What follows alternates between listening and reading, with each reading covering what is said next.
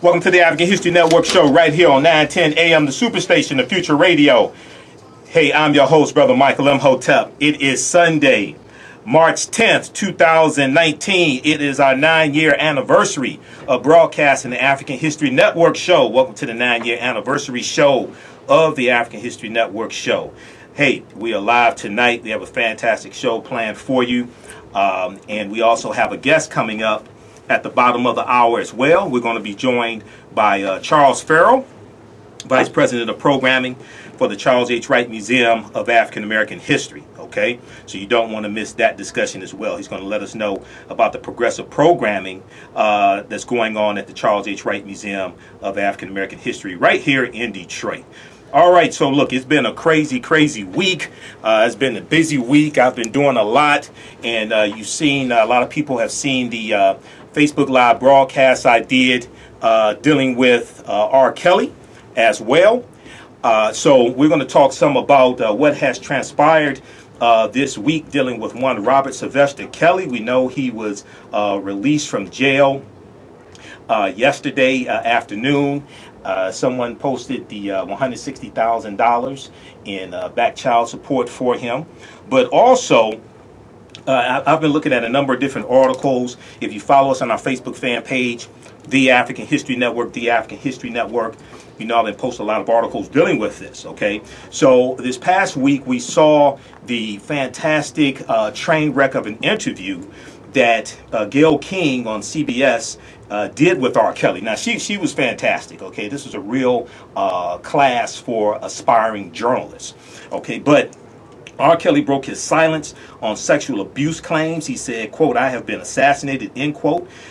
His accusers say he's lying and playing the victim role also. Now, what I'm going to do is I'm going to share with you some segments that a lot of people are not talking about. I have one segment where a body language expert breaks down R. Kelly's body language to show what he's really saying, okay? And then also we know the families of Azriel Clary and Jocelyn Savage have spoken out also and say R. Kelly is lying when he said that they sold their daughters to him. I mean, this is, you know, we've covered this here on the African History Network show, okay? And go back and listen to the broadcast I did February 24th. Because in that broadcast, I told you that R. Kelly needs a new attorney. His current attorney is Stephen Greenberg, and I told you Stephen Greenberg is going to get R. Kelly convicted. Now, he needs to be convicted anyway based upon the evidence, okay? He needs to be convicted anyway, but Stephen Greenberg is not helping, all right? And then also, we'll talk about Jussie Smollett. Jussie Smollett was indicted on 16 felony counts this past week in Chicago. It's getting worse for Jussie Smollett. Jussie Smollett took my advice because February 24th, the February 24th broadcast, I told you Jussie Smollett needed a new attorney also. He has a new attorney, Mark Garagos. Maybe somebody got the information to him. Maybe somebody got the broadcast to him that I did. I told you he needed a new attorney because his previous, back February 24th in that show, I talked about how his attorney said that Jussie Smollett enjoyed the presumption of innocence, but he didn't say Jussie Smollett is innocent. Those are two entirely different things. See, if your client is totally innocent of all the charges, you're going to say my client is totally innocent of all the charges. My client did not do this. That's not what his attorney said, okay? So we're going to deal with that. Then also, now I did a Facebook Live broadcast a couple days ago. It's been viewed over 7,000 times on our YouTube channel alone. It's been viewed almost 7,000 times on our Facebook fan page, the African History Network, and it's been viewed over 7,000 times on our YouTube channel. So there was a story that came out a couple days ago dealing with R. Kelly's previous attorney from the 2008 child pornography case. And this attorney was interviewed by the Chicago Sun-Times. This attorney said R. Kelly was guilty as hell. Okay? And he also said that he had to send R. Kelly to get anti-libido shots. All right, so we're going to talk about that as well. See, so because I've looked at a number of different articles dealing with R. Kelly. I follow all these stories, monitor about 35 different news sources on a daily basis. You know that. You listen to the African History Network show. You've been listening to me when I started out on the Harambe Radio Network, March 10th, 2009. Then I went to the Blog Talk Radio Network. You listened to me when I did national radio on the Empowerment Radio Network, the Michael Imhotep show, national syndicated radio. You listened to me when I was guest hosting numerous times for Roland Martin on the Roland Martin Radio show. You listen to me when I guest hosted for 3 months on Warren Ballantyne's show when he was on the Empowerment Radio Network. And I've been here on 910 AM, the Superstation, for 2 years also. So I'm 9 years in the game, okay? And we have over 900 audio podcasts of our shows also. Go to AfricanHistoryNetwork.com, AfricanHistoryNetwork.com. We have over 900 audio podcasts of our shows. You can listen there. Click on Listen to Podcasts. We're on 8 different podcast platforms. We're on Acast, iTunes, Castbox, TuneIn, FM Player. Also, so wherever you get your podcast from. We're also on Stitcher as well. We got back on Stitcher, I think, about 2 or 3 months ago. So wherever you get your podcast from, search for the African History Network show. Okay, so you have R. Kelly's former attorney who's suffering from a bile duct cancer, I think it is. He's suffering from cancer. He's terminally ill, and he's telling the truth. Okay, he's saying R. Kelly was guilty as hell. All right, so we have that. Then also this past week, Donald Trump's former campaign chairman, Paul Manafort. Paul Manafort was sentenced to 47 months in prison.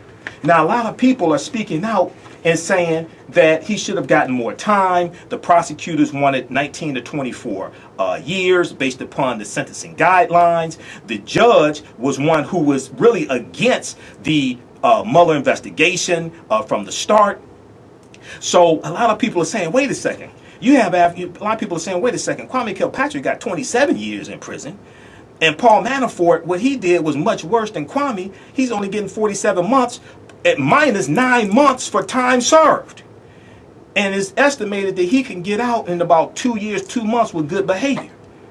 Then you have people who are saying, well, wait a second. Crystal Mason got 5 years in prison for voting when she thought she could vote, but because she was an ex-offender, she couldn't vote. She thought she could vote. She got 5 years in prison for that.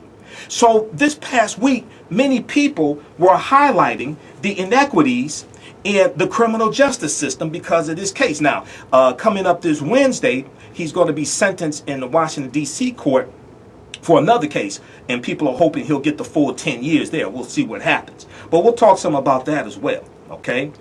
And then, the past couple of weeks, I didn't get a chance to get to the 2019 theme of Black History Month, which is black migrations, okay?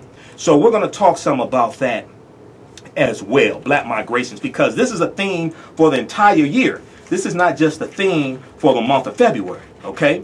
And black migrations deals with the migrations of African people for the last 400 or 500 years, not just the transatlantic slave trade, but also dealing with the Great Migration, where you have over 6 million African Americans migrating from the South up north and out west. So we'll talk some about that also.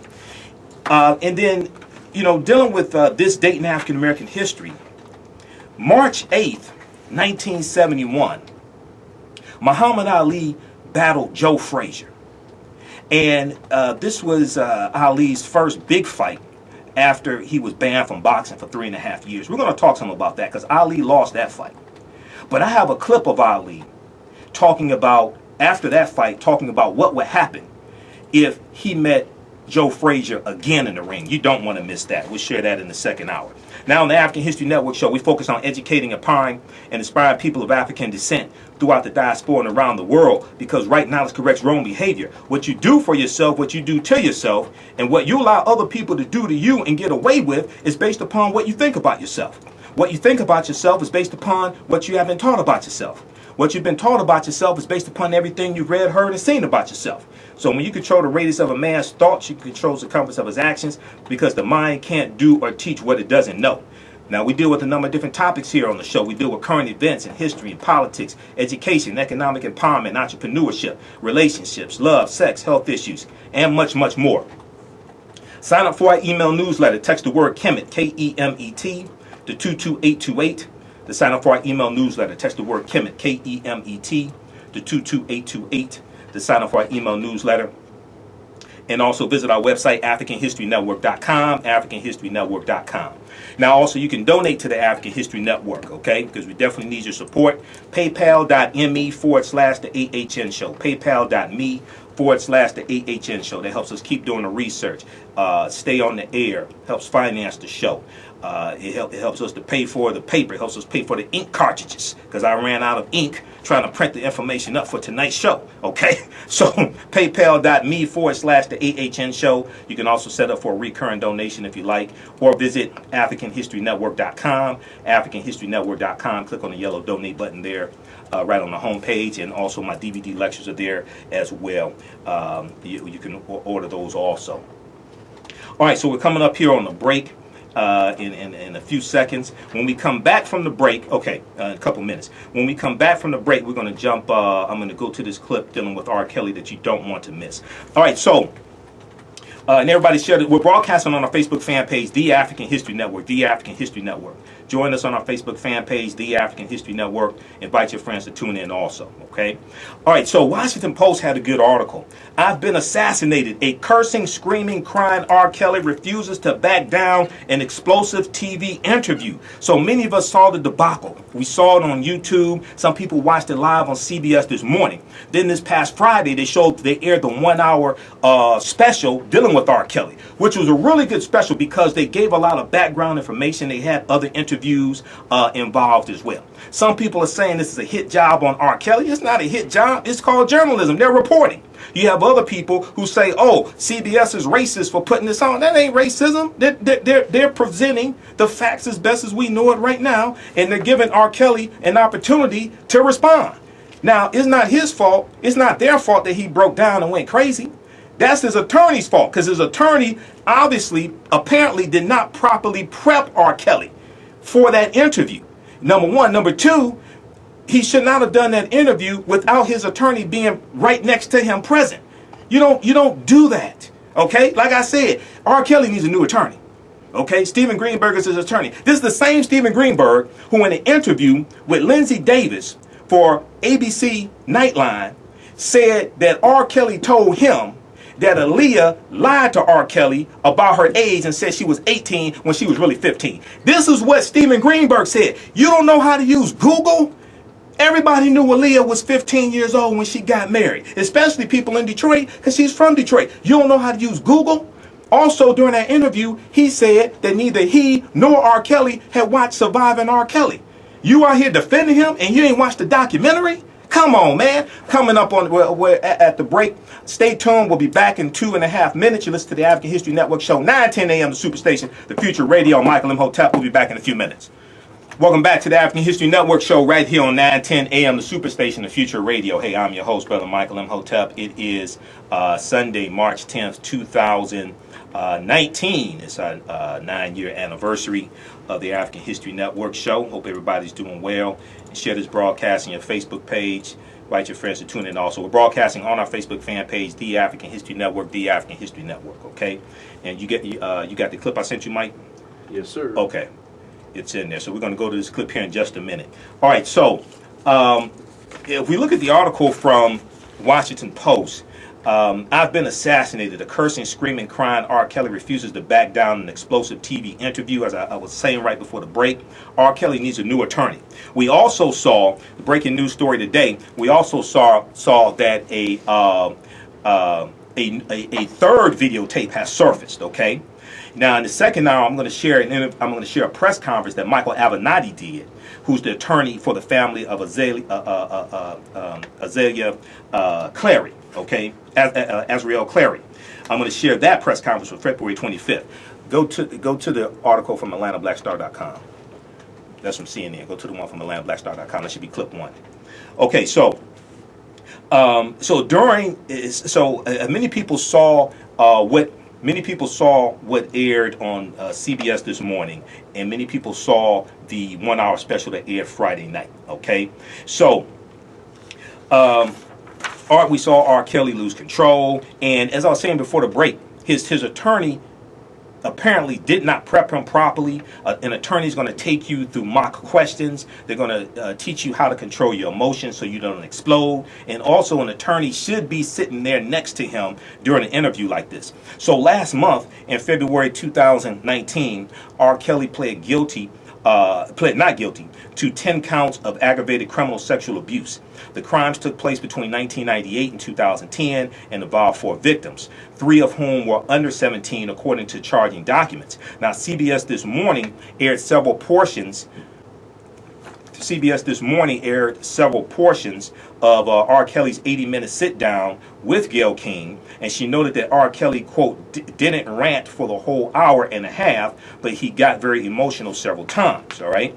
And also, during the interview, they interviewed the 2 women that R. Kelly's living with, okay? We have the CBS clip ready? This one right here? From AtlantaBlackStar.com. Yep. Okay, let's go to that clip. And then turn up in here so they can hear on Facebook. And turn my mic on. For failing to pay child support, though his manager says he expects Kelly's release later today. Just back it up. Kelly has pleaded not guilty in Chicago. Here you go. Alleged victims of R. Kelly are speaking out for the first time since the CBS This Morning interview, where the singer defended himself against charges of abusing underage girls. Well, he's still in jail this morning for failing to pay child support, though his manager says he expects Kelly's release later today. Kelly has pleaded not guilty in Chicago to 10 counts of aggravated criminal sexual abuse. Police in Detroit say they want to speak with a woman who claims that Kelly abused her when she was 13. During this week's interview, he denied all such allegations against him. Have you ever had sex with anyone under the age of 17? No. Never? No. Tarika Duncan spoke with 2 of his accusers and the mother of a 3rd. She is in Chicago with their thoughts on the R. Kelly interview. Tarika, good morning. Good morning. All 3 women said that moment when R. Kelly stood up, it brought back horrifying memories. Last night I spoke to Michelle Kramer, who says she believes her daughter was abused by R. Kelly for nearly a decade. You saw the interview that R. Kelly did with Gayle King. I saw some of the little clips. You can't watch the whole thing? No. Can't watch full stories? No, I can watch full stories. I just can't do circus acts. Michelle Kramer says her daughter, 27-year-old Dominique Gardner, almost threw the remote at the TV as they watched parts of the interview. Y'all killing me with this. Everything he said when he jumped up, she's like she remembered the rage. When she wouldn't do what he asked her to do or tell her to do, or he got upset about something, you walked too slow, you did whatever, and it was a punishment. In the docuseries Surviving R. Kelly, Kramer tracked down her daughter to the hotel where she was staying with R. Kelly. Cameras followed their hasty getaway. We ran out of there like the master was coming for us. That moment came up during Gayle King's interview with him. This is just the beginning. But you can say what Dominique's mother said, or whoever mother said. That she had to rescue her daughter. Huh? That Rescue? Oh, she really? said she had to rescue her daughter, Okay. yes. Be careful, Gayle. And that Dominique was held against her will. Be careful. No, I'm just telling you that these are the No, but allegations. you're not just telling me this. You're saying this, Gayle. You're breaking my heart. You're saying this like you believe it. Kramer says there's a good reason to believe it. Because it's true. While Kelly has denied ever abusing women, Kramer says her daughter told her several times she was beaten and starved for days. When my daughter came home, she was 98 pounds. When she left to be with him, she was 125. What? I can't understand how somebody say they love you, and in the same breath, spit in your mother face. That's what you say R. Kelly did to your daughter? Yes. Other women who have accused R. Kelly of abuse People betray me, and I keep forgiving them. had a wide range of reactions to the interview. When he started screaming, it terrified me. Asante McGee says Kelly subjected her to mental and sexual abuse while she lived with him for 3 weeks. She told us she turned off her television. There was nothing that I felt sorry about him for because I know the type of monster he is, and I know he would cry at the drop of a dime. He's a great performer. Of course, I expected him to call us liars, Another former girlfriend of Kelly's, Kitty Jones, saw things a little differently. She said she felt sad watching the man she claims beat her. I cried because I still saw the person that I fell in love with. And I couldn't help but wonder, like, why didn't someone step in and help him earlier, you know? Michelle Kramer says she still cannot handle hearing all of what she believes happened to her daughter and fear, quote, that she might end up where R. Kelly is, in jail. Michelle Kramer tells us that Dominique has now been home for 9 months and is currently seeing a therapist. Gail? Yeah, I suspect everybody's going to need to see a therapist by the time this is all over, however it turns out. Thank you, Jerika. Okay, so that was from CBS this morning, courtesy of CBS this morning. And we'll give you the actual name of that clip. That's on their YouTube channel. So this is something that a lot of people have not seen, okay? And you had some of the women who were in Surviving R. Kelly giving their comments about the interview that Gayle King did with R. Kelly also. Okay, so much has happened dealing with this week, right? So if we go back to the article from the Washington Post, I have been assassinated, the cursing, screaming, crying R. Kelly refuses to back down in an explosive TV interview, right? So also in this interview was interesting. R. Kelly said that the parents pushed the young women, referring to Azriel Cleary and Jocelyn Savage. R. Kelly said the parents pushed the young women on him and accused the parents of turning on him because of money. He said, what kind of father, what kind of mother will sell their daughter to a man? Quote unquote. This is what he said. All right. Now, in response to the interview, the parents of one of Kelly's living girlfriends, Azriel Cleary, 21, who he met when she was 17, her parents released a statement through their attorney, Michael Avenatti, and he said, quote, we have never received a penny from R. Kelly. We never asked R. Kelly for money, and we never sold our daughter to him or anyone else, end quote. Now, also in the interview that Gayle King did with the two women, if you go to cbsnews.com, they have some clips of the interview. They have the full 47-minute special that aired Friday night. Then if you go to CBS YouTube channel, they have some additional coverage there as well that people really need to see. The girls said that their parents sold them to R. Kelly also. So if you understand the process of brainwashing, and this is also how pimps work also, right? You have the same narrative being told. Now, if you go and watch the Facebook Live broadcast I did, because it's been viewed collectively 13,000 times in the past couple of days, if there was a transfer of money, there's going to be some type of record of that. There's going to be a withdrawal from the bank. We know that R. Kelly said he went to the bank. He went to Bank of America the first time by himself just a few weeks ago. Okay, and he said he only had $350,000 left in the bank, and he said he owns he some of that was his responsibility because Gayle King said, wait a second, this is the first time you went to the bank by yourself. Okay, but there's going to be a money transfer.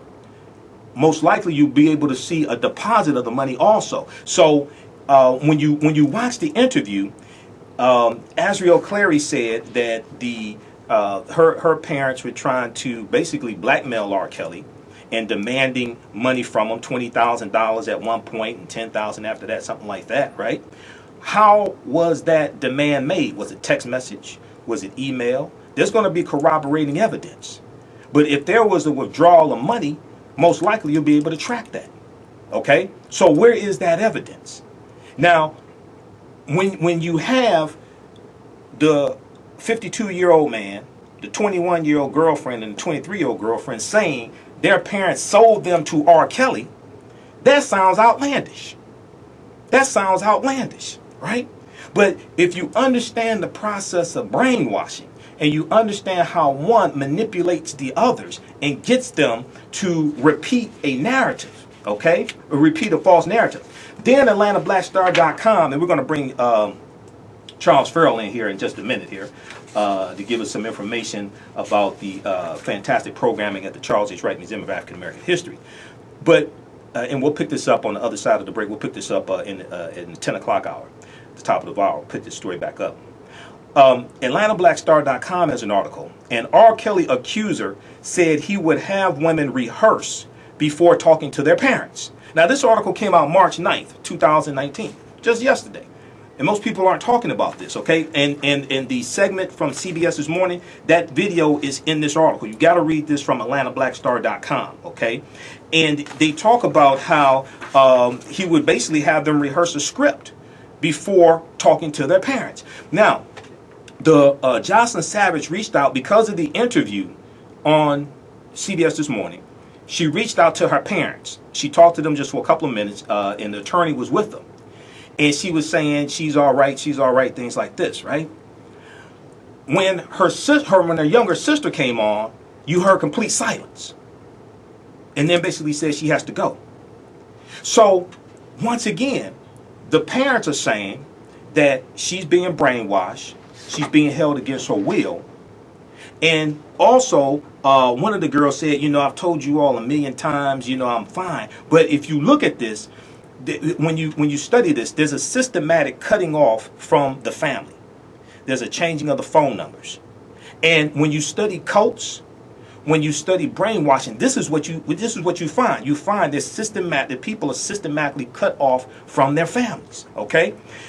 So check out this article. We'll deal with this on the other side of the break as well. But an R. Kelly accuser said he would have women rehearse before talking to their parents. AtlantaBlackStar.com. All right, now, the parents of the other girlfriend, Jocelyn Savage, 23 years old, held a press conference on Wednesday. In the second hour, we'll share an excerpt of that press conference with you also. Now, the sit down with Gayle King represents R. Kelly's most wide-ranging interview since a 2017 BuzzFeed story revived attention to R. Kelly's behavior. In the story from journalist Jim Derogatis, I'm not sure I pronounce his name, Derogatis, there it is, who has chronicled R. Kelly's alleged behavior for years. Former girlfriends and others described R. Kelly as an R&B superstar who controls the movements and lives of a group of live-in sexual partners. The parents of one of those girlfriends described the situation as a quote-unquote cult. Now, in 2015, R. Kelly became increasingly erratic and walked out during a Huffington Post live interview when he was asked whether past allegations would impact his album sales. Okay, impact his album sales. Now, in 2008, in an interview with BET, okay, with Teray, the journalist Teray on BET, R. Kelly was asked, quote, "Do you like teenage girls?" End quote. R. Kelly responded, "When you say teenage, how old are we talking?" Now, that segment was shown in the series Surviving R. Kelly. Now, that was after the 2008 trial where he was acquitted of charges of child pornography. But it's important to understand the reason why he was acquitted, and a jury foreman was interviewed in an article from Washington Post. We talked about that in the, I think, the February 24th show. The jury foreman said it wasn't that we didn't believe it was R. Kelly in the video, because R. Kelly's defense was that was his brother in the video. Now notice, in the interview that he just did with Gayle King, he didn't say that was his brother in the previous tapes. He didn't mention that at all. His attorney is not saying that was his brother in the previous tapes, okay, and dealing with the tape from the 2008 case, okay. Now that was a different attorney back then. We'll talk about that in the second hour. But notice how the defense from the first trial, that wasn't R. Kelly in the video, that was his brother, that hasn't come up yet. Notice that. Okay, so you have this taking place, and then if we go forward, we see that R. Kelly, who has long denied wrongdoing, has settled several sexual and physical abuse lawsuits over the years. His behavior toward women has been scrutinized ever since it was revealed that at age 27, he illegally married his 15-year-old protege, Aaliyah, and her parents later had the union expunged a few months later. Okay? Now, a lot of people say, well, why are you going after R. Kelly? Elvis Presley married Priscilla Presley when she was 14. Number one, Elvis died in 1976. Number one. Number two, back when that took place, the world was different, but he still got backlash from the media. Now, his fans were more accepting of it, but he still got backlash from the media. People forget about that. People say, where are the documentaries on Elvis Presley? There have been numerous documentaries on Elvis Presley. Do you know how to use Google? There have been numerous documentaries on Elvis Presley as recently as 2018. One aired on HBO, and Priscilla Presley, his widow, was involved in that one. So then people say, well, what about Jerry Lee Lewis? Jerry Lee Lewis married his cousin when she was 13. Jerry Lee Lewis, his career was destroyed because of that. Okay? So, and then people say, well, what about the priest molesting little boys?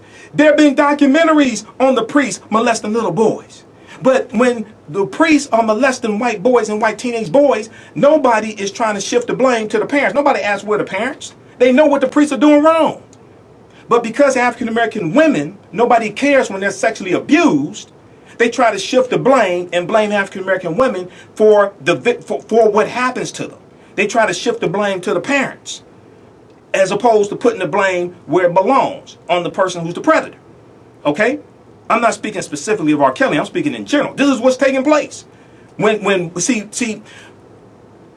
white girls are raped, they know what happened to them was wrong. So they don't try to shift the blame to the girl in general, because white children are put into a protected class. African American children don't enjoy that same protection. Okay?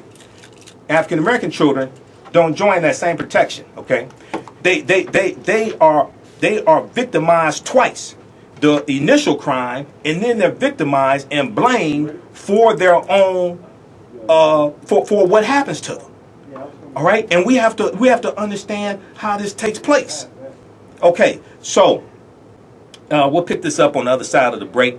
We're about to be joined by Charles Farrell of the Charles H. Wright Museum of African American History. We're running a little bit behind schedule here. Okay, come on in. Yep. All right, so there's a lot of great programming taking place at the Charles H. Wright Museum of African American History. Okay, and they have programs almost every weekend. They have programs throughout the week as well. And I was just there yesterday for a fantastic program with a wonderful African American female historian named Dr. Erica Armstrong Dunbar. Now, you've heard me talk about Dr. Erica Armstrong Dunbar here on the show before. Okay, she wrote an article a few years ago for the New York Times called George Washington Slave Catcher, dealing with George Washington, that we know is a white supremacist racist president.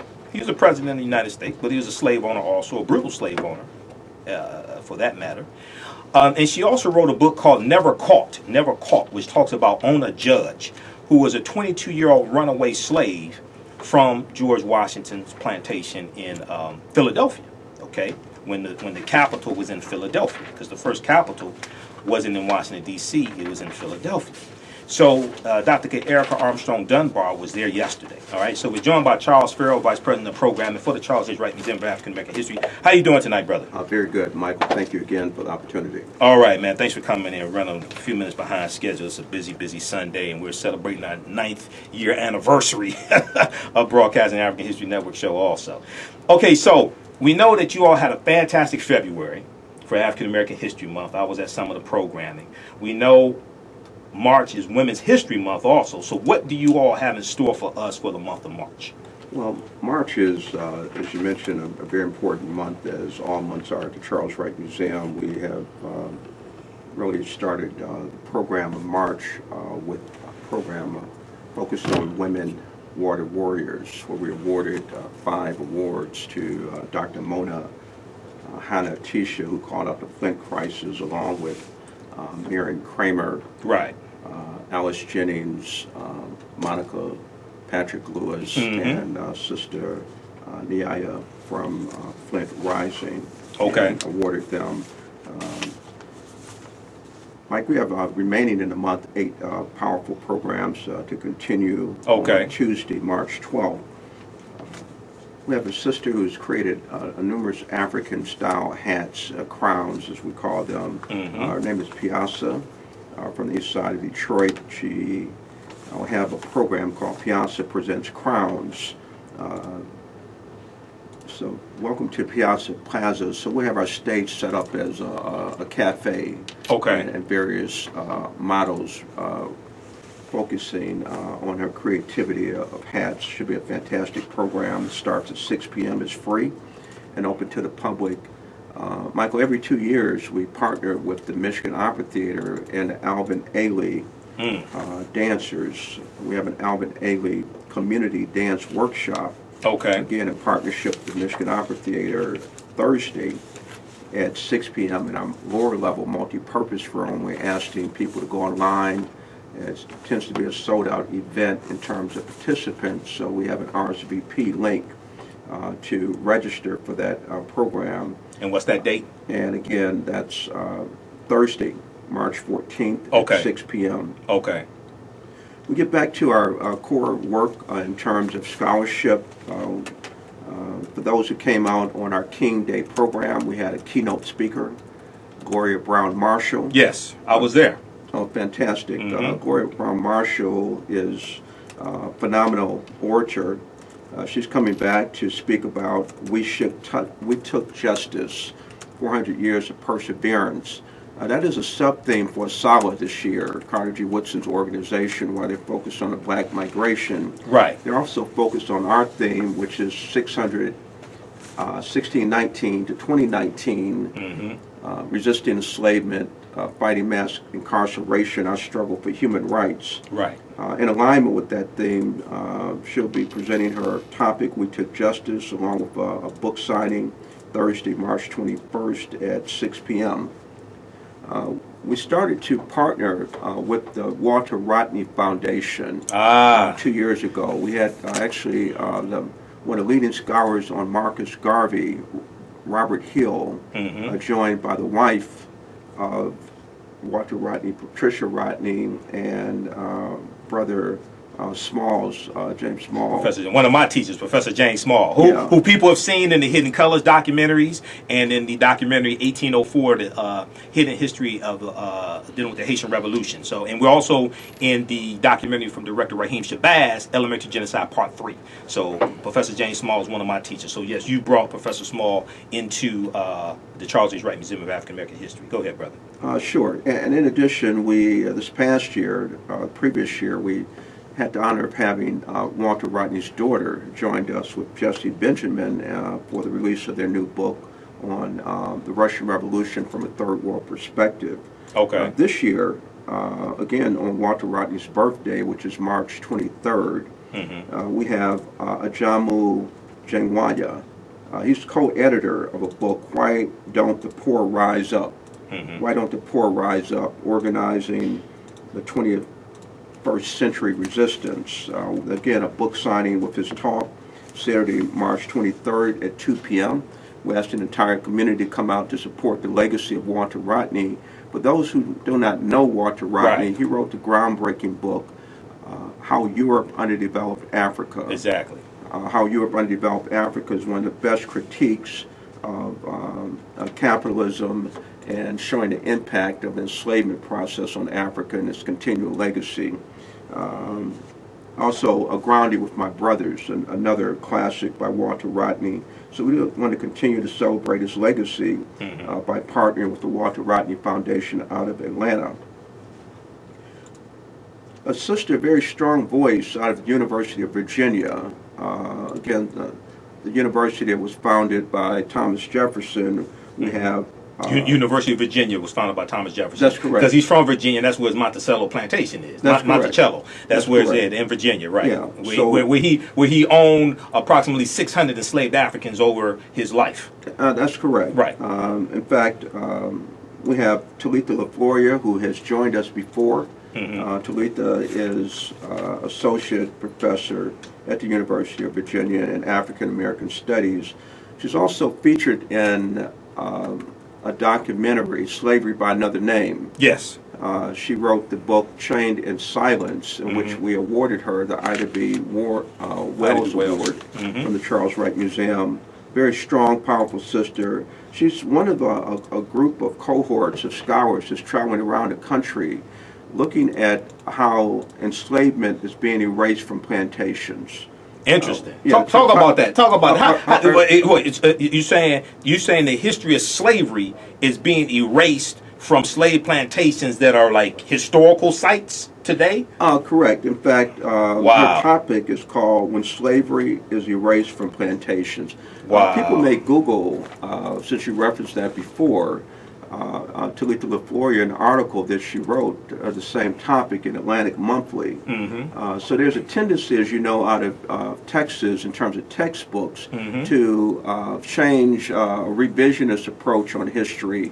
And of course, that's when we talk about resistance to enslavement. The slavery was not a happy situation. The happy slaves, as depicted in movies like The Birth of a Nation or Gone with the Wind, 1939. You have media revising the history to make us think that the slaves were docile and obedient, happy, and loved their masters. Well, you know, for example, even at Monticello, until we had a scholar, Annette Gordon-Reed's work pushed the topic that there was a relationship between Sally Heming and Thomas Jefferson. That was denied for 200 years. It's only after 1998 DNA testing that admitted. Right. And then there's a change in the narrative. Right. Annette Gordon-Reed. Now she's coming to the museum, right? She is coming to the museum in June. I do want to, because we'll be coming back on a monthly basis, detailing topics, not certain about your time. Right. I just want to power through some of the discussions so that the listening audience could take notes. And what we do, we can hold you over the break for a few more minutes so you get more information. So we got 2 minutes before the break, but go ahead. Okay. So again, this program, very important that we have the community come out, is Tuesday, the 26th at 6 p.m. Another major scholar in the world is Dr. Ula Yvette Taylor. She has written a book, The Promise of Patriarchy, the Women of the Nation of Islam. And she'll be speaking Thursday, March 28th at 6 p.m.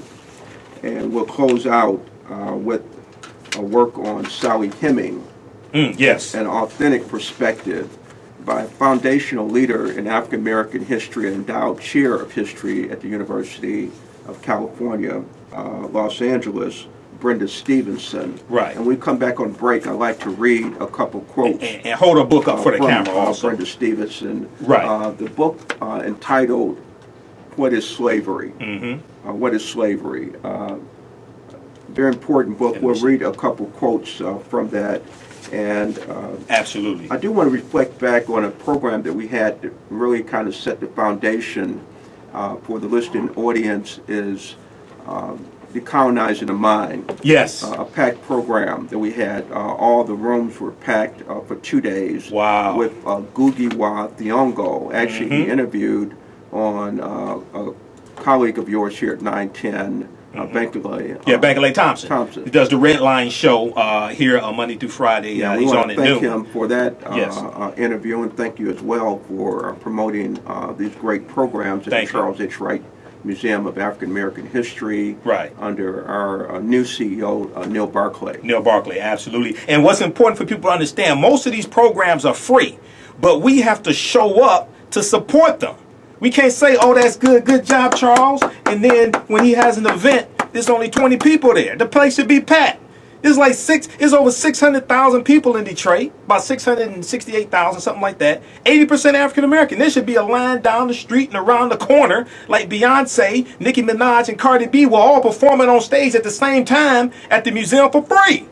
So we can't just say good job in what you're doing and then don't show up to support it. Go ahead. We have 1 minute before the break. So we also really, this is the year of membership, and we're asking in our predominantly African American city, where we have roughly 6,800 members or thereabout, for those to join, as low as $5 for students, $15 if you're a senior at 62. $35 for a basic membership. Right. So that is a very important matrix that we're looking to increase dramatically in 2019. Okay, we're coming up on the break. When we come back, we're going to talk about Dr. Brenda Stevenson and her book, What is Slavery? And she'll be speaking at the Charles H. Wright Museum Saturday, March 30th, 2 p.m. to 3:30 p.m., talking about Sally Hemings and authentic perspective. We'll talk some more about this. We'll hold Charles over for a few more minutes, and then also we'll get back to R. Kelly. We'll talk about Jussie Smollett. We'll talk about Paul Manafort, and we'll deal with Muhammad Ali fighting George Frazier. We have a lot more coming up in the second hour. 9:10 a.m. the Superstation, the African History Network show. I'm Michael Imhotep. We'll be back in a few minutes.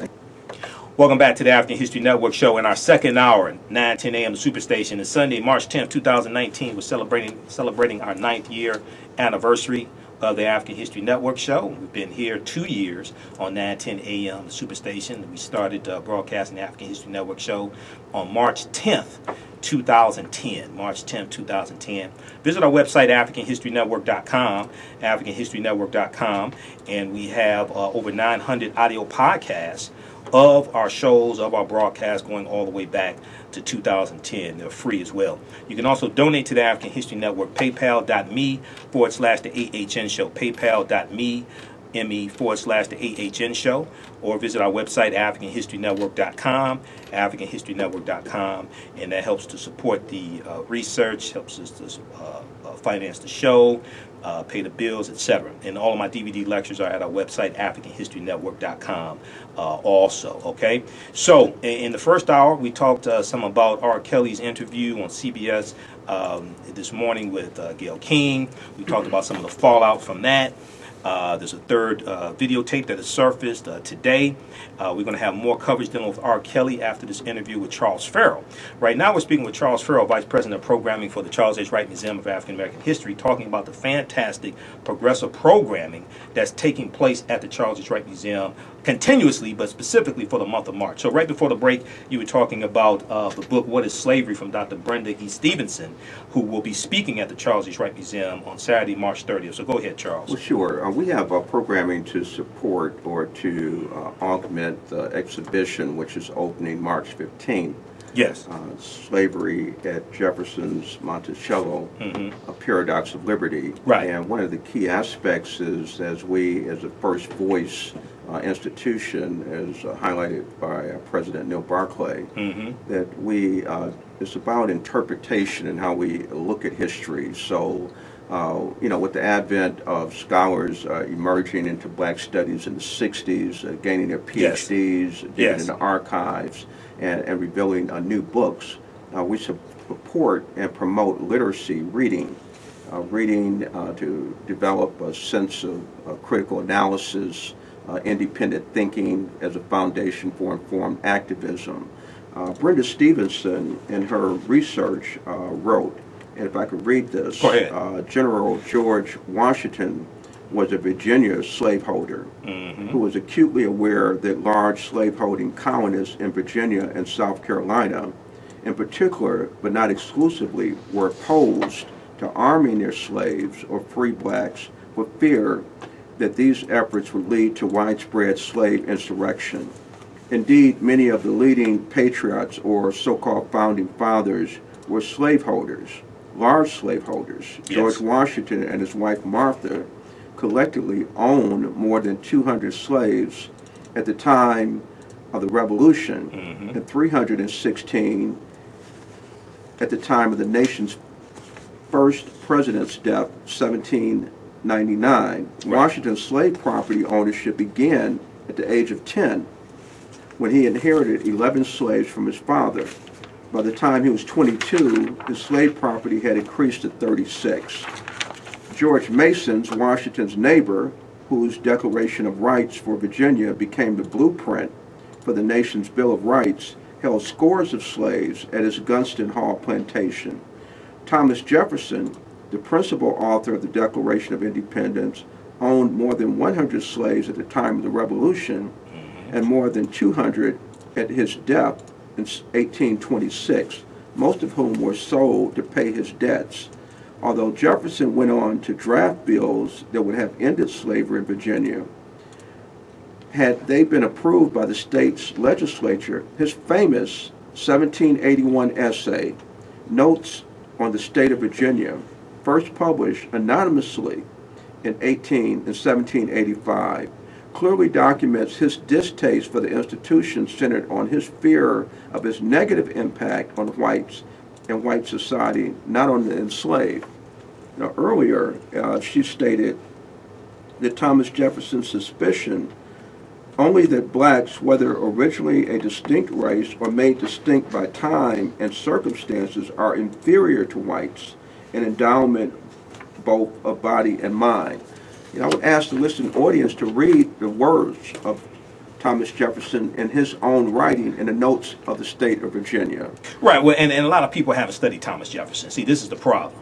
You have a lot of people who don't study history, regardless of ethnicity, regardless of race, haven't studied Thomas Jefferson. Thomas Jefferson was a white supremacist slave owner, and yes, he was a founding father, or as Dr. Francis Cress Welsing correctly called them, the founding fathers also. And if you ain't familiar with Dr. Francis Cress Welsing, that's part of the problem. This is one of our greatest scholar warriors who wrote the book, the ISIS Papers, okay? And I interviewed Dr. Francis Cress Welsing 3 times, and Dr. Welsing talked about, and her as well as Nellie Fuller talked about, if you do not understand European white supremacy and racism, what it is and how it works, everything else that you think that you understand will totally confuse you.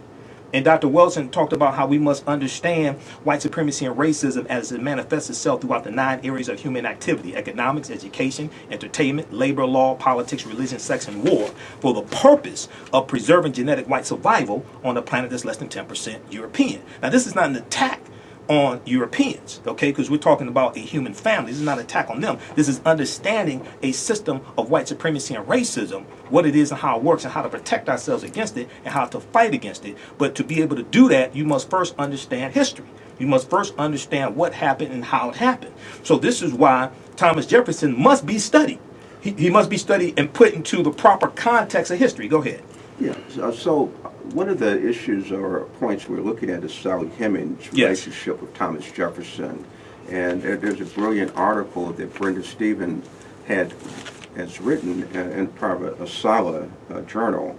Association for the Study of African American Life and History, absolutely. which is the organization that Dr. Carter G. Woodson co-founded September 9, 1915, and that's the governing body of African American History Month, which used to be Black History Month. Okay? Go ahead. Yeah, absolutely. Sally Hemings' son, Madison Hemings, according to Brenda Stevenson, in 1873, spoke of his mother as Jefferson's concubine. Any discussion of sexual relations between slaveholders and enslaved women should distinguish concubinage as a particular form of sexual slavery, one among many forms of sexual contact experiences across the color line. Right. So, in effect, in this article, Brenda Stevenson challenges the work of Annette Gordon Reed. And I think it's really important to unpack, as the young people would say, the story around Sally Hemings. Right. And one of the best persons to do that is an endowed chair of history from UCLA, Brenda Stevenson, who has looked at this work very carefully. And again, we invite everyone to come out to have a deeper, clearer understanding of this subject. So we're looking at Brenda Stevenson's book, and hold the book up again. What is slavery? Yep. Okay, and this quote. Now, people need to visit the website, theright.org, WRIGHT, theright.org. Okay, and they have the flyer on the. They have the events and things like this. The flyers right on the website. Share these on social media, people. We need to pack this place when these events take place, especially when this sister comes. Okay, now why does Dr. Brenda Stevenson, for those that don't follow history, didn't know who she was before this broadcast, why does she challenge the narrative about Sally Hemings told by Annette Gordon Reed? Because Annette Gordon Reed is often held up as like the authority on Sally Hemings, from my understanding, right? Well, I mean, at least one of them. She's is a Pulitzer Prize-winning author. She won the National Book Award, and she's a MacArthur Genius professor of law professor from Harvard and a history professor for Harvard. I think it's important for the audience and for the community to take on broad perspectives and determine for themselves what is the truth. Right. Right. A historian is basically a detective who has to research history to uncover facts and then almost as an attorney, come forth with the truth. Right, exactly. So what Brenda Stevenson is challenging is that the son of Sally Heming, who lived with her, described the relationship as sexual slavery. Okay. However, he does later describe another relationship with a grandmother on the other side as having a relationship with her enslaver as they live together as husband and wife. So he's able to make the distinction. Distinction. Okay. Right. Now, this is Brenda's argument. So she would wonder why Annette Gordon Reed would dismiss primary source information and to suggest that it could have been a love relationship.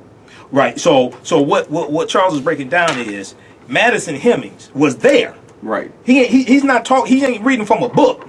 He ain't watch a documentary. Madison Hemings was the one of the sons of Sally Hemings, correct? Right. So he's there. So he's talking about the nature of the relationship. That's correct. So he would know more about this than anybody else. Than Annette Gordon Reed. Then and it's not an attack on Annette Gordon Reed. We just proper documentation ends all conversation. Go ahead.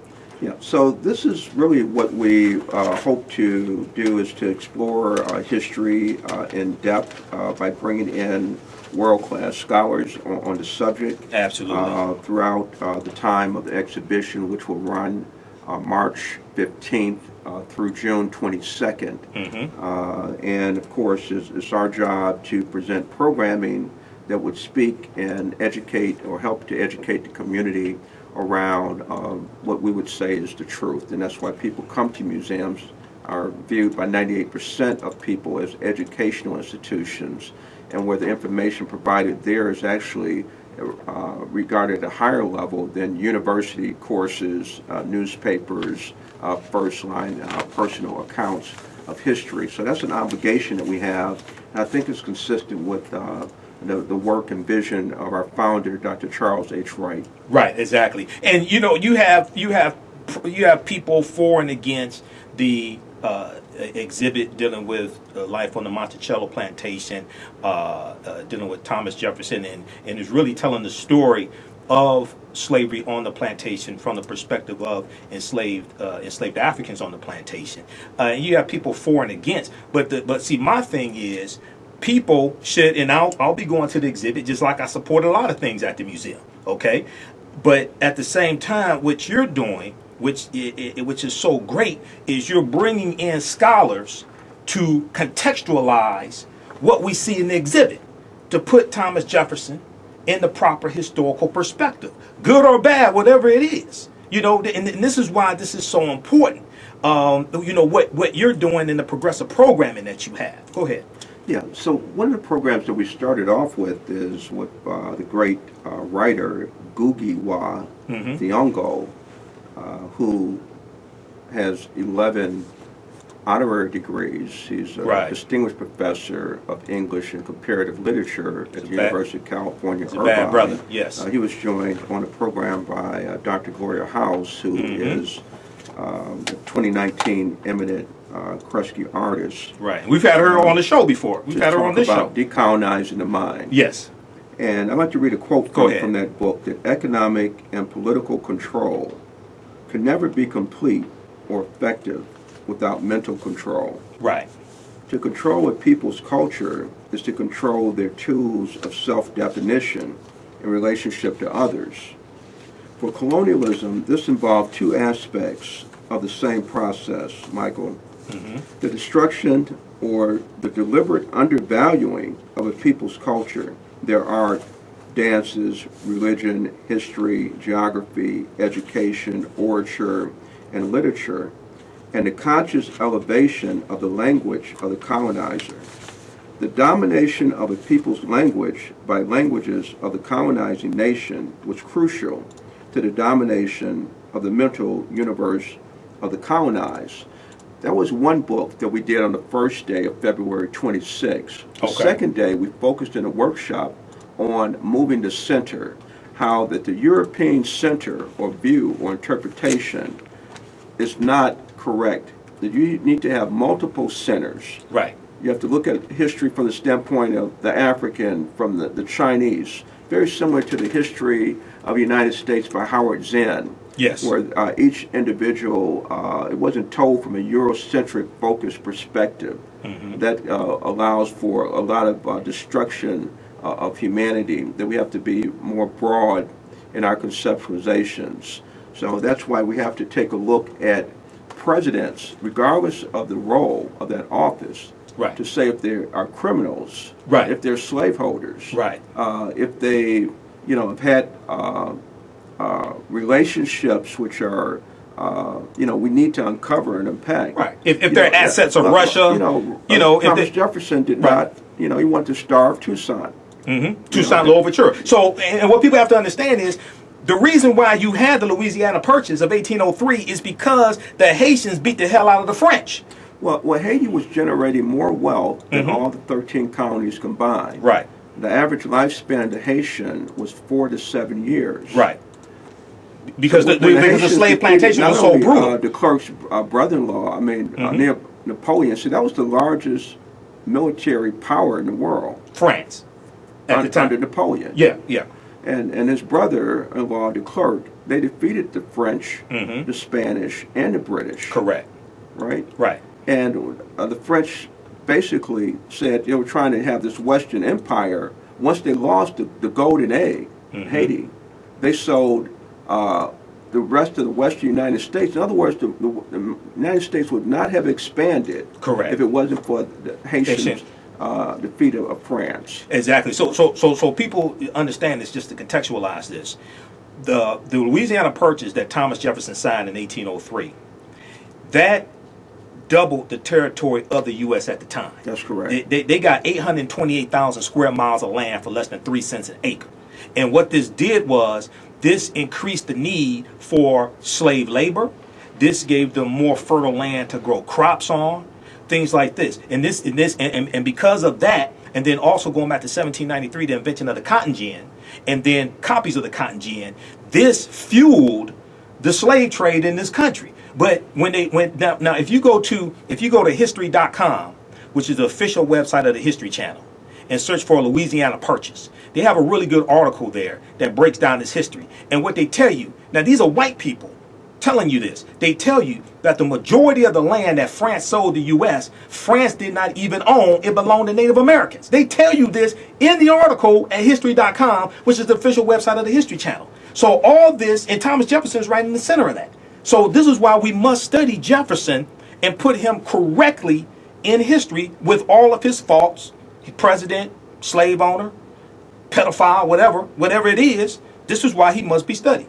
Go ahead. We have and then go ahead and wrap up. Yeah, I'll just say that we have some other great programs coming later, just to seed ideas related to this topic, such as Celia, a slave with 1850, 14-year-old sister who was raped at age of 14 and for 5 years was raped by Robert Newsom, and he. As a result of that, she killed him. Right. And it went to Supreme Court. So we actually have the author coming in April. I want to say, in addition to these types of programs, we have some great concerts coming in April. Just want to see those with Kamal Kenyatta, April 2nd with Dawood, Kamal Dawood, the great poet out of California. And at the end of the month, we have another ticketed event, the Jazz of Poetry with the great Quincy True. Yes. Poet laureate, joined with James Carter, saxophonist extraordinaire, Will Calhoun, the drummer from In Living Colors, Ralph Armstrong, the great bassist, Racy Biggs. So this is a concert April 27th. Tickets will be online. Just want to give an early shout out to that April event. Is that the TV show in Living Color or the heavy metal band Living Color? The band Living Color. Okay, Living Color, yeah. I remember, I still had that CD at home, came out like 88, 89. There's a black heavy metal band called Living Color. They had a song, Cult of Personality. I still remember it. Yeah, okay. Yeah, he's one of the baddest drummers on the planet in the spirit of Elvin Jones. Yes. Again, it's a $20 concert. We just had Ola on Boulay from British UK singer in to perform. So, please continue to visit our website, www.theright.org. Michael, it's always a pleasure to be on your show. Absolutely, absolutely. And thank you for the opportunity. And also, I want to say welcome to Neil Barclay, the new CEO of the museum. I haven't met him yet, heard some good things about him. He's welcome on the show also. But, I've made a commitment to Charles to bring Charles on once a month so we can support the progressive programming at the Charles H. Wright Museum of African American History. But we also have to show up with our bodies as well. It's not enough to just say, good job, Charles, and then we don't show up to support these events. Thanks again for coming on, Charles. Thank you very much, Michael. We'll have you back on next month.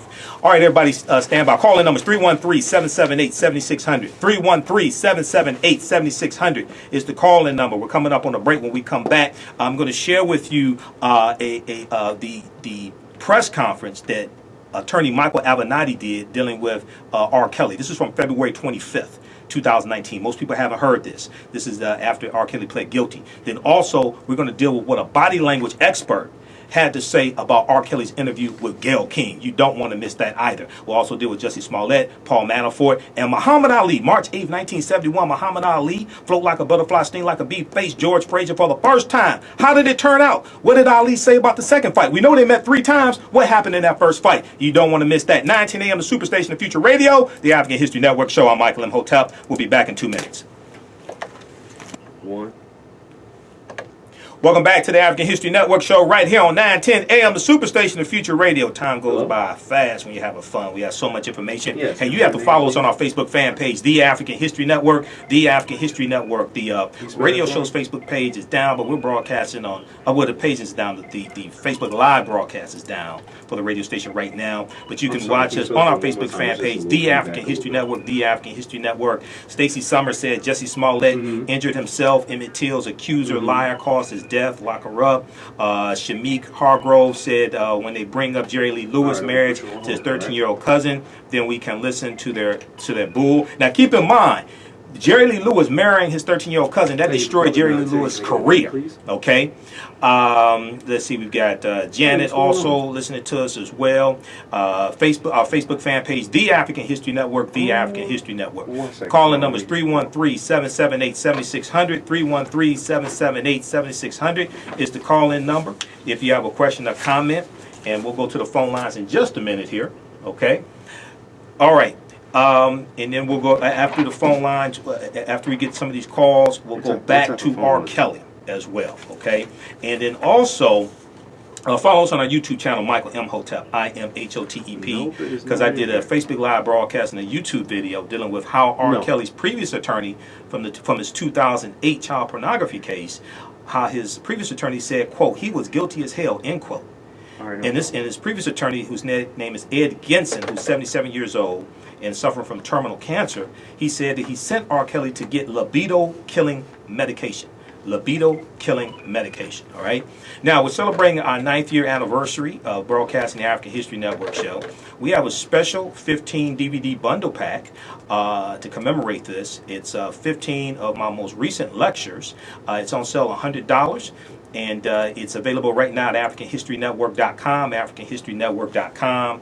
And we just posted the link here on the thread of the broadcast. But also, it's on our website, AfricanHistoryNetwork.com as well. And it includes my presentations dealing with the film Black Panther, a Black Panther analysis, African culture, history, and Afrofuturism, lessons from the film Black Panther, economic guerrilla warfare, political self-defense, and how to Wakanda to vote, the racist history of the white national anthem, and the Pledge of Allegiance. It includes the double presentation I did with Dr. David Imhotep, who wrote the book, The First Americans Were Africans, Documented Evidence, as well. Also, Redistributing the Pain, how African Americans historically fought back with economic boycotts, Human Guinea Pigs, the history of the Tuskegee experiment of untreated syphilis on the Negro male, Great African Women in History, the Mothers of Civilization, which is the 2017 lecture I did, which is actually a 4-hour presentation where I deal with great African women in our history from all different time periods.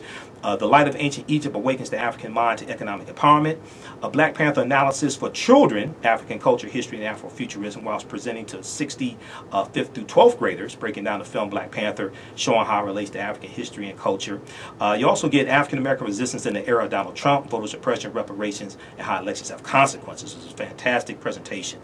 So this is a 15 DVD bundle pack, and it's regularly $200. It's on sale $100. right now at AfricanHistoryNetwork.com. AfricanHistoryNetwork.com.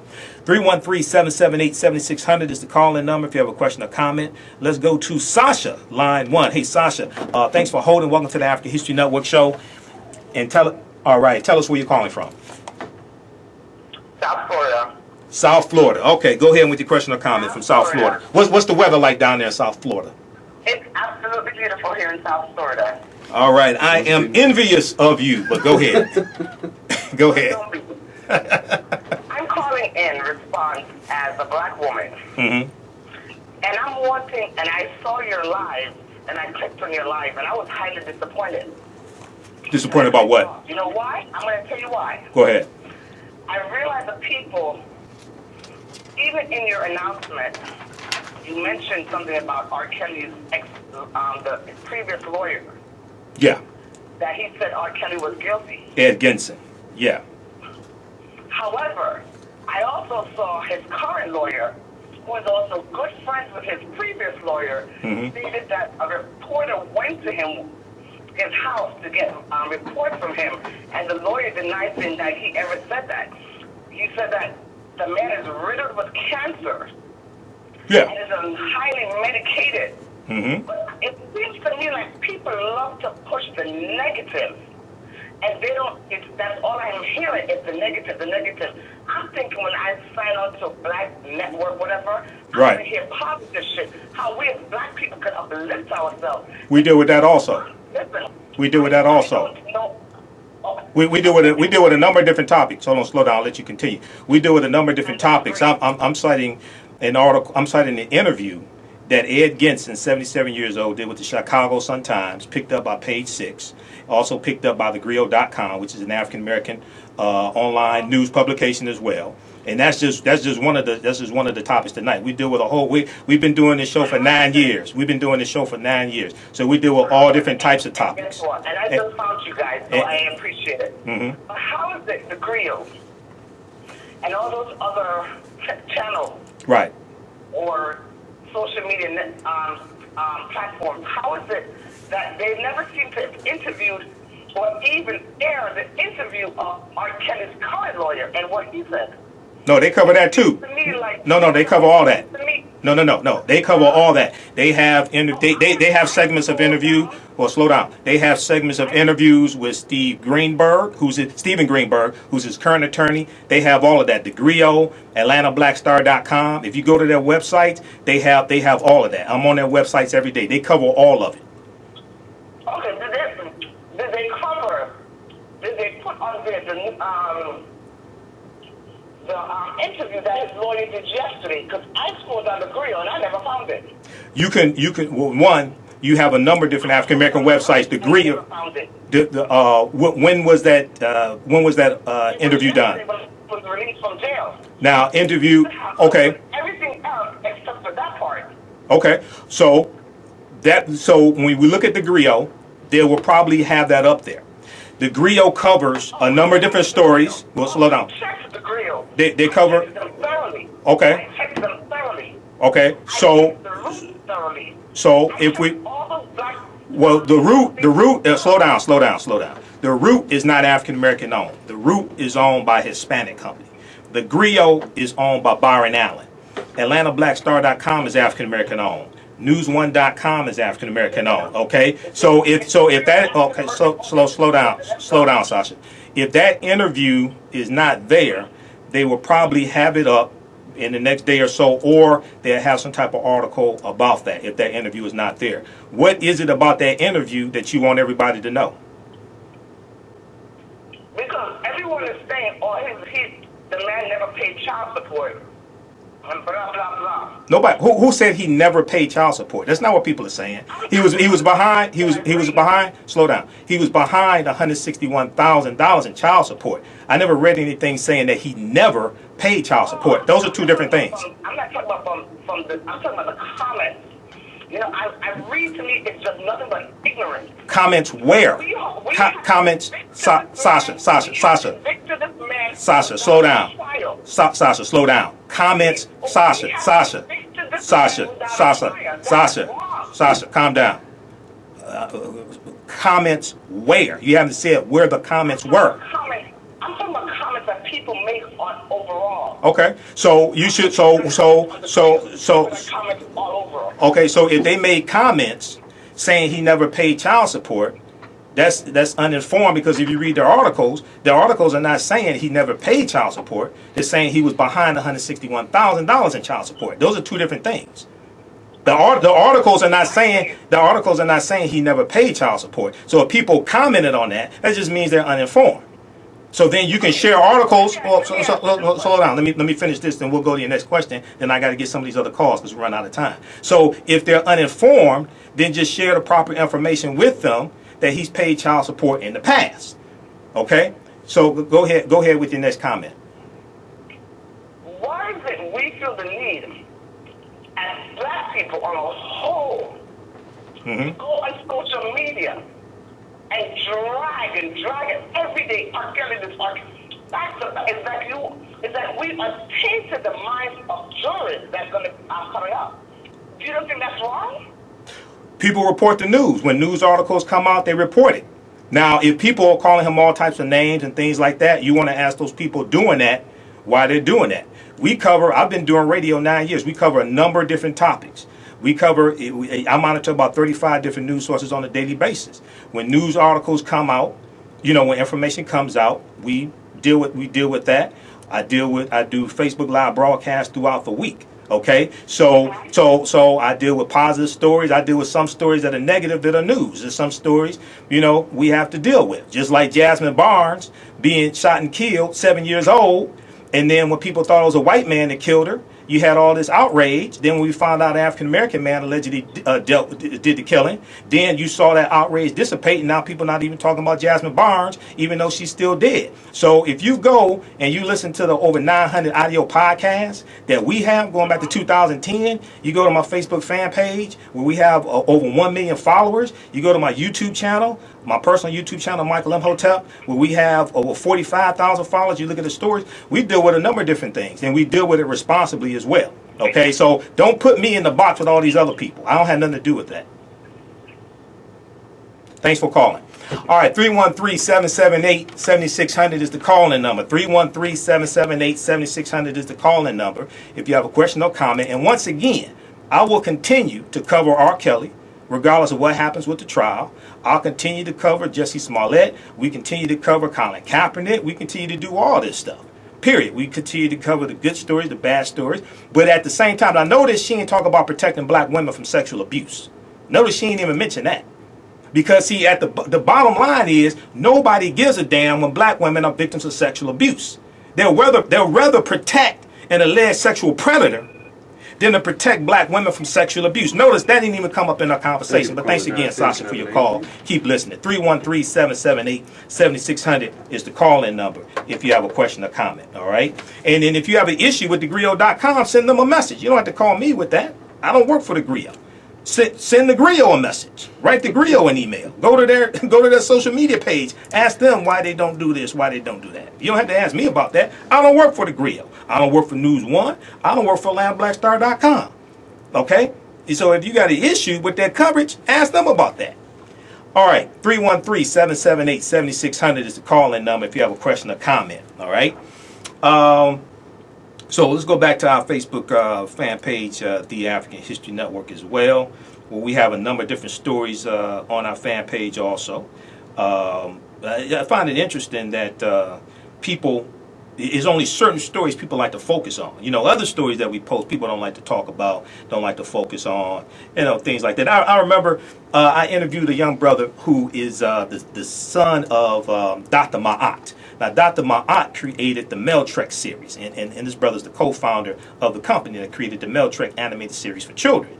So I interviewed this brother, and on our Facebook fan page, he got very low viewership in general compared to our R. Kelly viewership. See, I do a broadcast about R. Kelly, thousands of people watching, right? I interviewed this brother, who's an 18-year-old entrepreneur and a college student, very low coverage, but then people ask, well, so when we do a really positive story like that, it gets very little coverage. We do an R. Kelly story, it gets a lot of coverage. Half the people saying, why you covering R. Kelly? Well, it's news. You don't care about protecting black women? That's the question you should ask yourself. The question you should ask yourself is, why don't we care when black women are victims of sexual abuse? That's the real question. Okay, so I want to get to this other article. We'll be doing broadcasts throughout the week as well, because we only have 2 hours here. Body language expert Janine Driver was interviewed on CNN March 9th, 2019, okay, by Michael Smakanashi.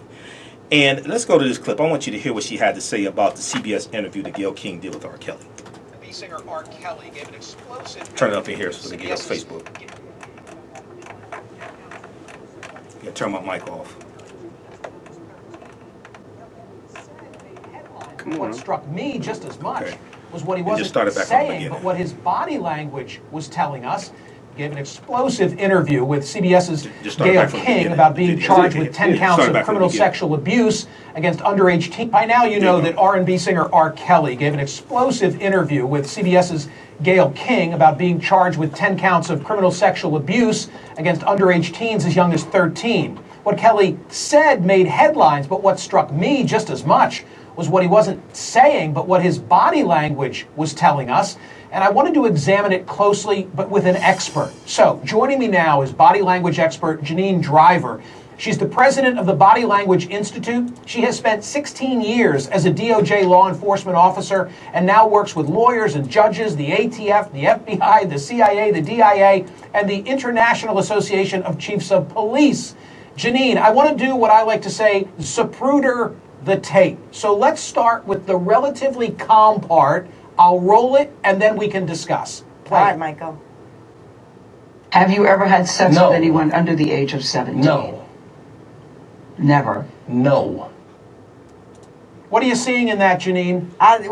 What any human being watching will see, Michael, which is he's trying his hardest to say no, but his body language and his head gesture, I've never seen anything like it, this dramatic. So he's starting with a no, and it turns into a yes. And when I speak at corporate keynotes, I make the whole audience of 10,000 people, I go, everyone look at the person next to you and say, are you happy to be here? And say, no. Or say yes. His body language is leaking the truth. Our brain doesn't want us to lie, and it comes out like this. Put me back on. Okay. Let me explain it. Okay, so when you watch this video, and we'll post a link on our Facebook fan page, the African History Network.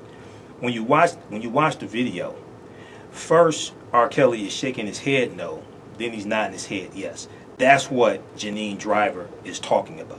She's talking about the body language. So his mind is telling him no, but his body's saying yes. Basically, that's what's happening. All right, his mind is telling him no, but his body is saying yes. All right, let's go back to the clip, Mike. I think in this next one he does the opposite. Let's play it, and then you can comment.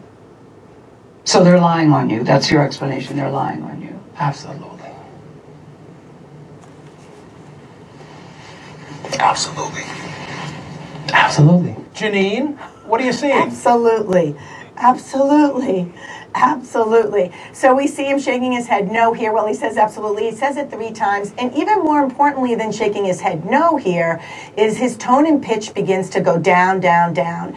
And when someone is being deceptive and they're lying, you'll often hear an increase or a decrease in their pitch, Michael. We saw this with Britney Spears when she told Matt Lauer years ago, my marriage is not in a crisis. She goes, no, it's not in a crisis. 2 weeks later, she files for divorce. Boom. This change in tone and pitch, 85% of the time when we're lying, there's that increase or decrease. So we see body language and a change in pitch. There were times that he doesn't answer the question at all. I've got one of those queued up for Janine Driver. Play it. So I think the point you're making is, and correct me if I'm wrong, that you have never held anybody against their will. That's stupid.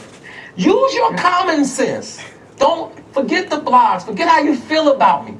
Hate me if you want to, love me if you want, but just use your common sense. How stupid would it be for me to, with my crazy past and what I've been through, right now I just think I need to be a monster and hold girls against their will, chain them up in my basement, and don't let them eat and don't let them out unless they need some shoes down the street from their uncle.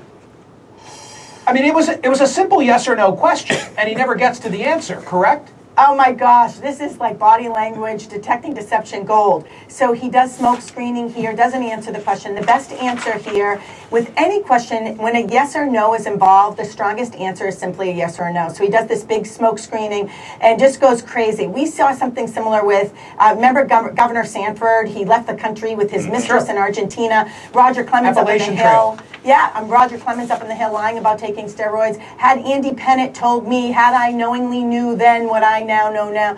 This talking in riddles, this stalling technique, this smoke screening is indicative of people who are keeping the truth from us. Do you know that when you were on my Sirius XM radio program this week, there was more reaction to something you said about Gail than what you said about R. Kelly? Now, I'm going to play the tape. I don't want to give it away on CNN. Talk to me about Gail. Play it. All right, so Gail right here, look at her toe is going to go up. And when we see our toe go up, see her toe, look at her foot. This is excitement. I see it. So she knows this is interviewing gold. She's like, oh my gosh, I couldn't have scripted this better. Jussie Smollett couldn't have written a script any better than what's reality here. Her toe goes up, this is excitement. And at one point we even see her smile and laugh. And she remains completely calm. I give her, listen, if there was an Oscar right now for interviewers, it would definitely go to Gail King. She remains calm. She doesn't flinch one bit. She's excited about what we see here. That toe going up. Okay, so you're date. What about? All right, pause it right there. What about? Yeah, what? Okay. All right, so that was, we posted that link on the thread of our broadcast. That's it. So that's from CNN's YouTube channel. Body language expert R. Kelly, body language leaking the truth. That's Janine Driver. That's from March 9th, 2019. Okay, so check that out also. All right, and it's you can watch it. It's about a 10-minute clip. You can watch it in its entirety. I don't have time to get through all of it right now. All right, back on, and then we're going to get to the story about. We'll try to squeeze in Jussie Smollett here in just a minute. I'm going to. Back last month, I think it was, WXYZ.com had a story dealing with R. Kelly, but it's dealing with sexual abuse among African American women. And it's dealing with how 6 out of 10 African American women are the victims of sexual abuse. Okay? And see, this is something people don't want to talk about, right? They want to make it, this is bigger than R. Kelly. This is what people have to understand. This is bigger than R. Kelly. I just sent you another clip. This is bigger than R. Kelly.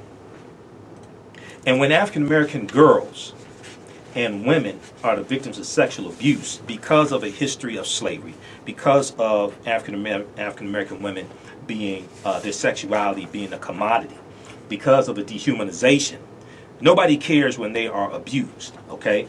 So WXYZ Channel 7, WXYZ.com Channel 7, had an article, Surviving R. Kelly Sheds Light on Bigger Issue, Black Women Raped at Higher Rates But Report Less, okay? And let me know when you had it queued up. And we talked about this when this story came out in January, but I want to revisit this, okay? So they picked this up from their Cleveland affiliate, and they spoke with Teresa Stafford of the Cleveland Rape Crisis Center. Let's go to this clip.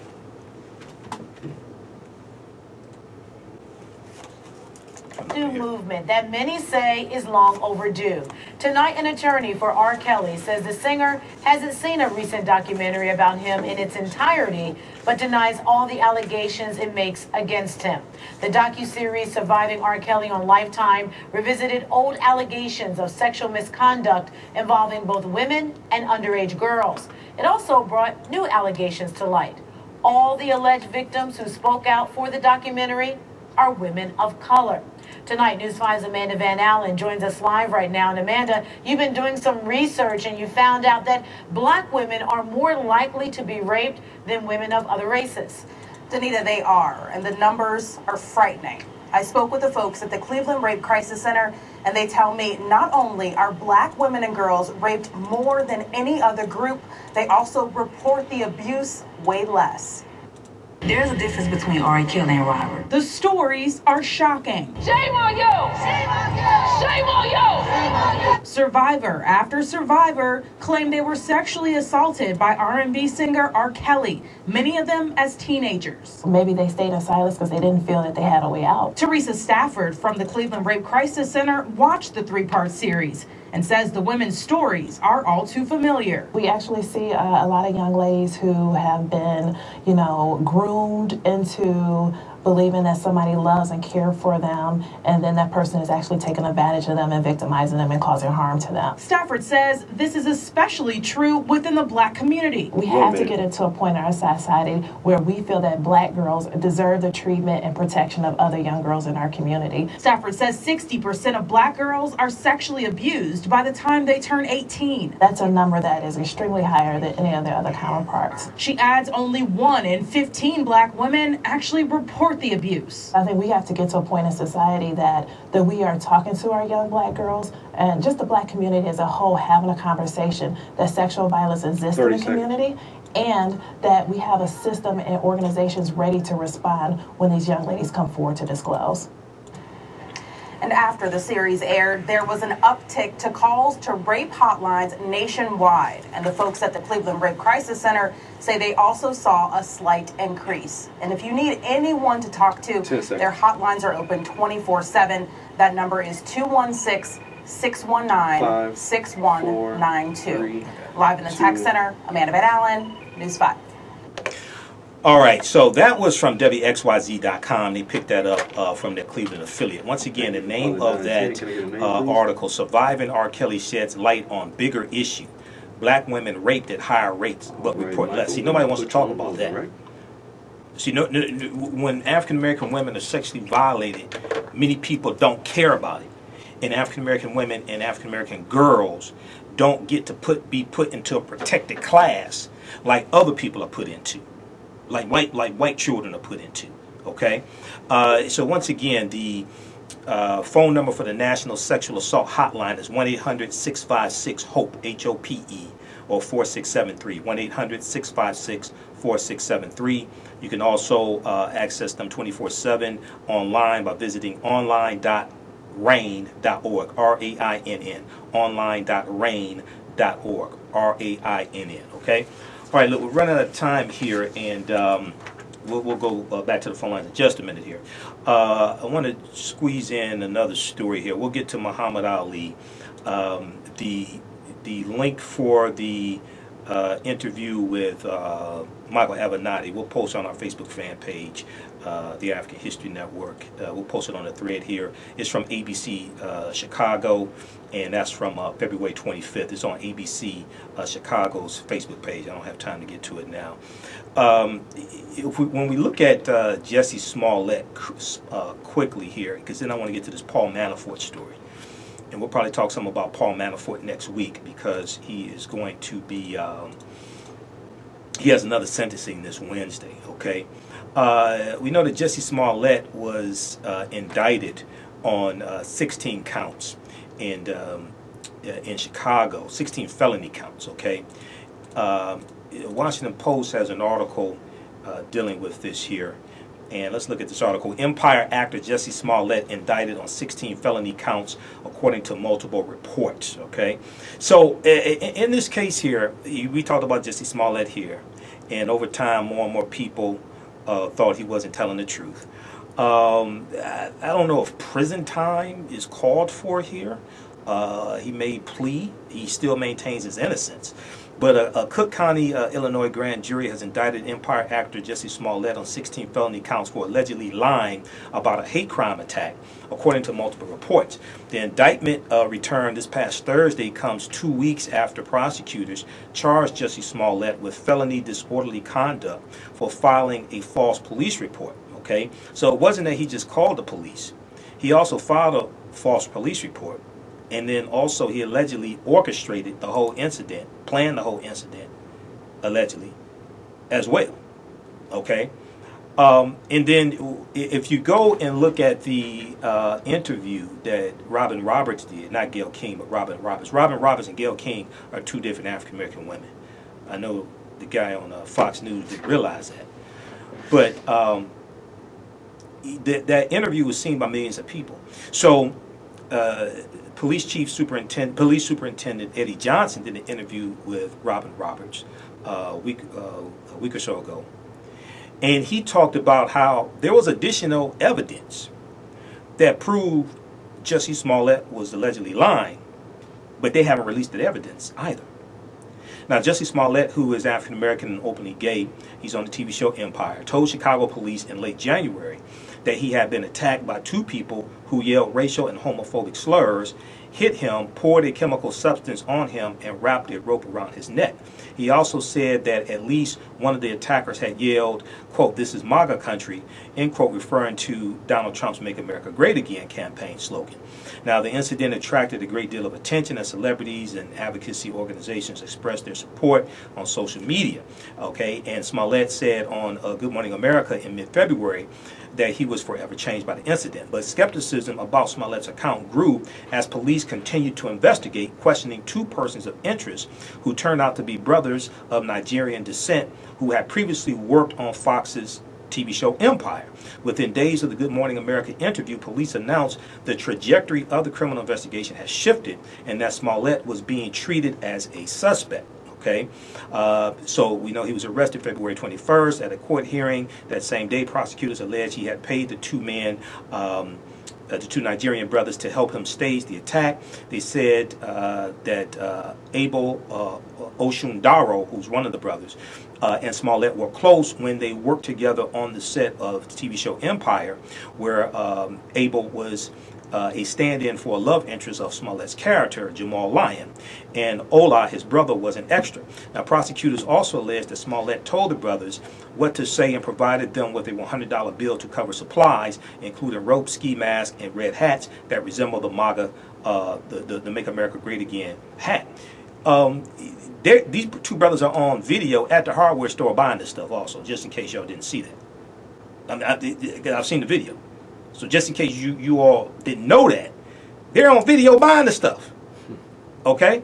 So read this article here from the Washington Post. I don't have time to get to the rest of it. We're going to try to squeeze this call in here.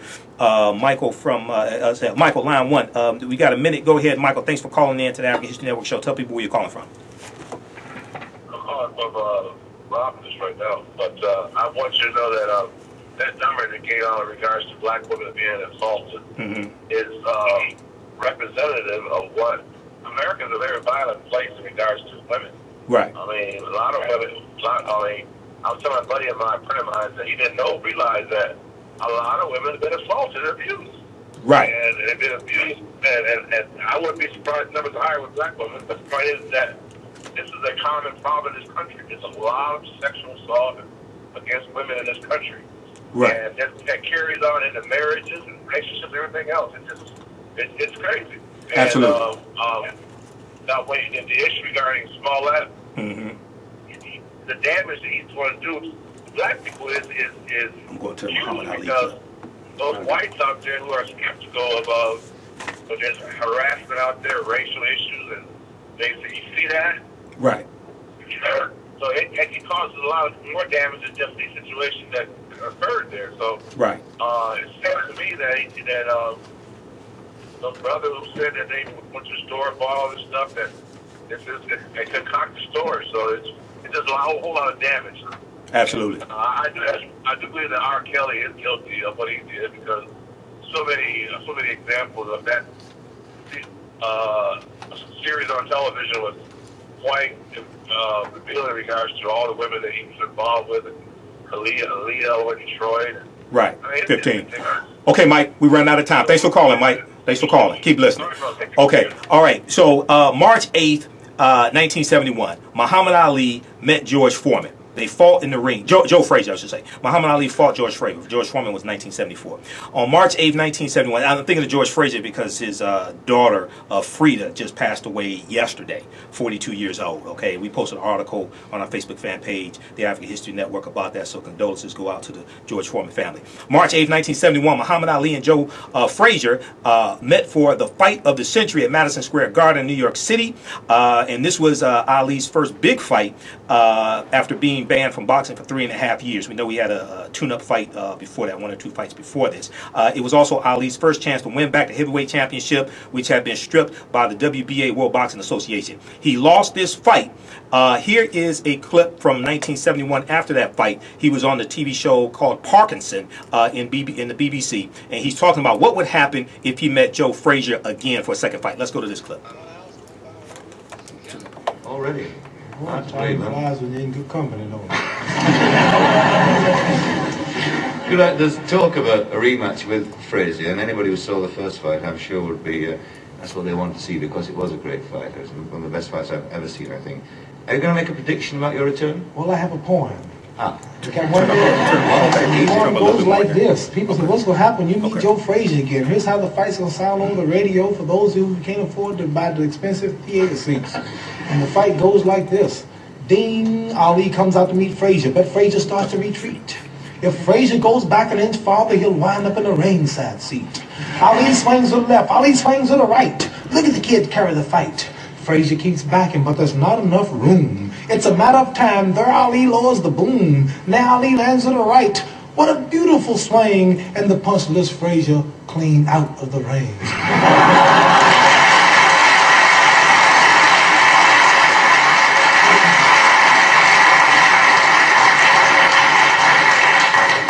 Frazier's still rising, but the referee wears a frown, for he can't start counting until Frazier comes down. Now Frazier disappears from view. The crowd is getting frantic, but our radar stations have picked him up. He's somewhere else over the Atlantic. Who would have thought when they came to the fight that they would have witnessed the launching of a colored satellite?